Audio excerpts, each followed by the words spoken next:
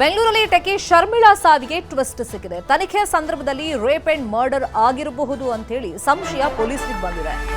ಆರೋಪಿ ಕರ್ನಲ್ ಕುರಾಯ್ ಮೇಲೆ rape case ಅನ್ನು ಕೂಡ ಸೆಕ್ಷನ್ಗಳನ್ನು ಕೂಡ ಹಾಕಲಾಗಿದೆ. ಪೊಲೀಸರ ತನಿಖೆ ಸಂದರ್ಭದಲ್ಲಿ ಭಯಾನಕ ಸತ್ಯ ಬಯಲಿಗೆ ಬಂದಿದೆ.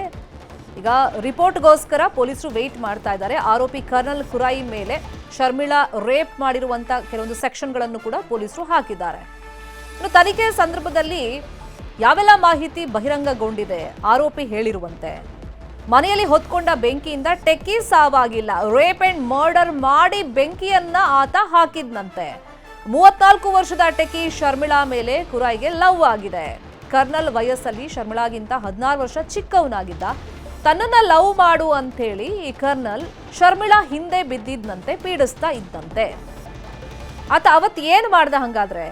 ಜನವರಿ 3ನೇ ತಾರೀಕು ಶರ್ಮಿಳಾ ಮನೆಗೆ ಹಠಾತ್ ಅಂತ ಹೇಳಿ ಈತ ಎಂಟ್ರಿಯನ್ನ ಕೊಟ್ಟಿದ್ದಾನೆ.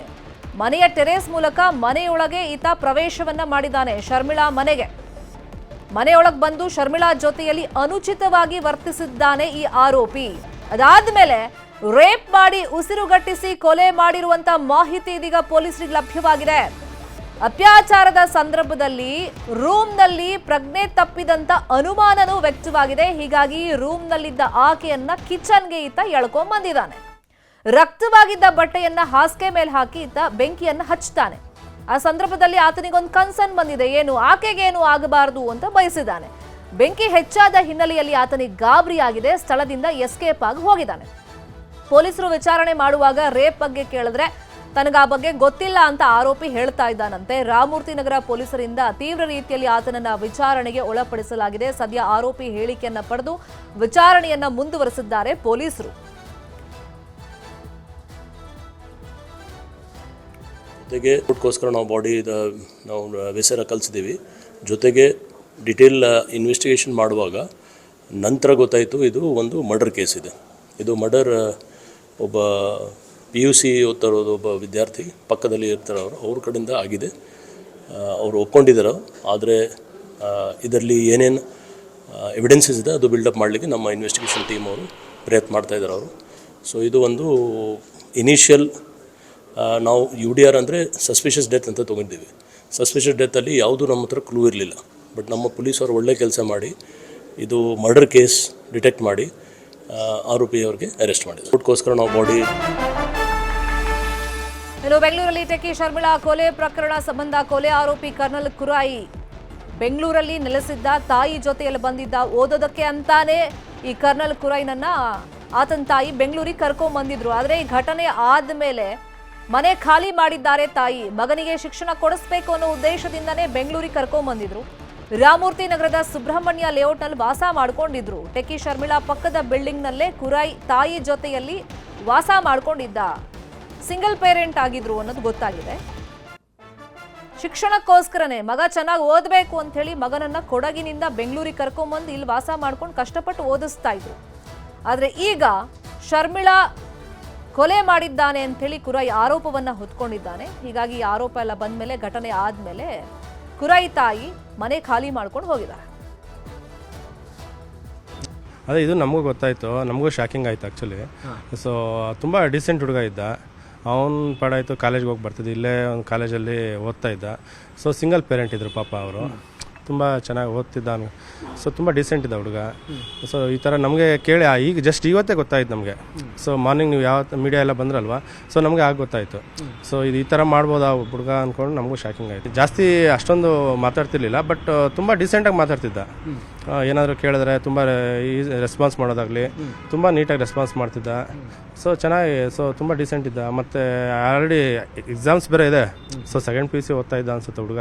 ಇಲ್ಲಿ ಆ್ಯಕ್ಟಿವಿಟಿ ಏನಂದರೆ ಜಸ್ಟ್ ಏನಾದರೂ ಸೊ ಬಟ್ಟೆ ಏನಾದರೂ ಇದು ಮಾಡಬೇಕಾದ್ರೆ ಅದಕ್ಕೆ ಮಾತ್ರ ಮೇಲೆ ಬರ್ತಿದ್ದಷ್ಟೇ, ಬೇರೆ ಮತ್ತು ನೀರು ಅದಕ್ಕೆ ಬರ್ತಿದ್ದಷ್ಟೇ.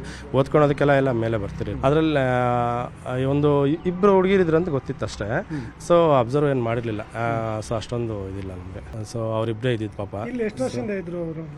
2 ಇಯರ್ಸಿಂದ ಇದ್ರು. 2 ಇಯರ್ಸ್ ಆಲ್ಮೋಸ್ಟ್ ಒಂದು 1.5-2 ಇಯರ್ಸಿಂದ ಇದ್ರು. ಅದೇ ಇದು ನಮಗೂ ಗೊತ್ತಾಯಿತು. ಇದೇ ವಿಚಾರವಾಗಿ ಇನ್ನಷ್ಟು ಡೀಟೇಲ್ ಆಗಿ ಇನ್ಫಾರ್ಮೇಶನ್ ಕೊಡ್ತಾ ಹೋಗೋದಕ್ಕೆ ನೇರ ಸಂಪರ್ಕದಲ್ಲಿ ಕನೆಕ್ಟ್ ಆಗಿದ್ದಾರೆ ನಮ್ಮ ರಿಪೋರ್ಟರ್ ಮಂಜು ಆರ್ಯ. ಜನವರಿ 3ನೇ ತಾರೀಕು ಘಟನೆ ಏನಾಯಿತು ಅಂತ ಹೇಳಿ ಪೊಲೀಸರಿಗೆ ಇನ್ಫಾರ್ಮೇಶನ್ ಸಿಕ್ಕಿದೆ. ಈಗ ರೇಪ್ ಆಗಿರೋ ಬಗ್ಗೆನೂ ಅನುಮಾನಗಳು ವ್ಯಕ್ತವಾಗಿರೋದ್ರಿಂದ ಆ ನಿಟ್ಟಲ್ಲಿ ತನಿಖೆ ಹೆಂಗ್ ಸಾಗ್ತಾ ಇದೆ ಮಂಜು?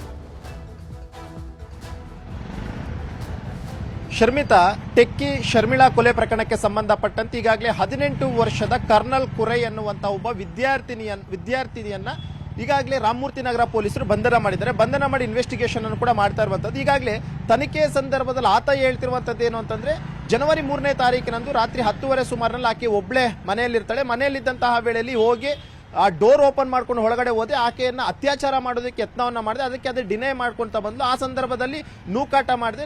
ಒಂದು ವೇಳೆಯಲ್ಲಿ ಆಕೆ ಬಿದ್ದು ಪ್ರಜ್ಞೆ ತಪ್ಪಿದ್ಲು. ಇಮಿಡಿಯೇಟ್ ಆಗಿ ಆಕೆ ಸಾವನ್ನಪ್ಪಿರಬಹುದು ಅಂತ ಹೇಳ್ಬಿಟ್ಟು ನನಗೆ ಗಾಬರಿ ಆಯ್ತು. ಆಗ ನಾನು ಬೆಂಕಿ ಹಚ್ಚಿ ಹೊರಗಡೆ ಬಂದಿದ್ದೀನಿ ಅನ್ನೋ ಒಂದು ಸ್ಟೇಟ್ಮೆಂಟ್ ಅನ್ನ ಆರೋಪಿ ಈಗಾಗಲೇ ಪೊಲೀಸರ ಮುಂದೆ ಕೊಡ್ತಾ ಇದ್ದಾನೆ. ಆದ್ರೆ ಪೊಲೀಸರಿಗೆ ಒಂದು ಅನುಮಾನ ಕಾಡ್ತಾ ಇರುವಂತಹದ್ದು, ಈತನ ಉದ್ದೇಶ ಇದ್ದಿದ್ದೇ ಆಕೆಯನ್ನ ಅತ್ಯಾಚಾರ ಮಾಡೋಕೆ ಅನ್ನೋಂಥ ನಿಟ್ಟಿನಲ್ಲಿ ಆತ ಮನೆ ಒಳಗಡೆ ಎಂಟ್ರಿಯನ್ನ ಕೊಡ್ತಾನೆ. ಈ ನಿಟ್ಟಿನಲ್ಲಿ ಅತ್ಯಾಚಾರ ಆಗಿದೆಯಾ ಇಲ್ವಾ ಅನ್ನುವಂಥ ನಿಟ್ಟಿನಲ್ಲೂ ಕೂಡ ಅಷ್ಟೇ ಈಗಾಗಲೇ ಇನ್ವೆಸ್ಟಿಗೇಷನ್ ಅನ್ನು ಶುರು ಮಾಡ್ಕೊಂಡಿದ್ದಾರೆ. ಜೊತೆಗೆ ಪೊಲೀಸರು ಈಗಾಗಲೇ ಪ್ರಕರಣ ದಾಖಲು ಮಾಡ್ಕೊಂಡಿರೋದ್ರಲ್ಲೂ ಕೂಡ ಅಷ್ಟೇ ಅತ್ಯಾಚಾರ ಆಗಿರಬಹುದು ಅನ್ನೋಂಥ ಒಂದು ಅನುಮಾನದಲ್ಲಿ ಇನ್ವೆಸ್ಟಿಗೇಷನ್ ಅನ್ನು ಮಾಡ್ತಿದ್ದಾರೆ. ಆದ್ರೆ ಇತ್ತ ಆರೋಪಿ ಮಾತ್ರ ತಾನು ಅತ್ಯಾಚಾರವನ್ನ ಮಾಡಿಲ್ಲ, ಬದಲಾಗಿ ನಾನು ಕೊಲೆ ಮಾಡುವಂತ ಉದ್ದೇಶ ಕೂಡ ಇರಲಿಲ್ಲ. ಆಕೆ ನೂಕುವಂತ ಸಂದರ್ಭದಲ್ಲಿ ಆಕೆ ಬಿದ್ದು ಪೆಟ್ಟಾಗಿತ್ತು, ಬ್ಲಡ್ ಬಂತು. ಆ ಸಂದರ್ಭದಲ್ಲಿ ಆಕೆ ಪ್ರಜ್ಞೆ ತಪ್ಪಿ ಬಿದ್ದಿದ್ಲು.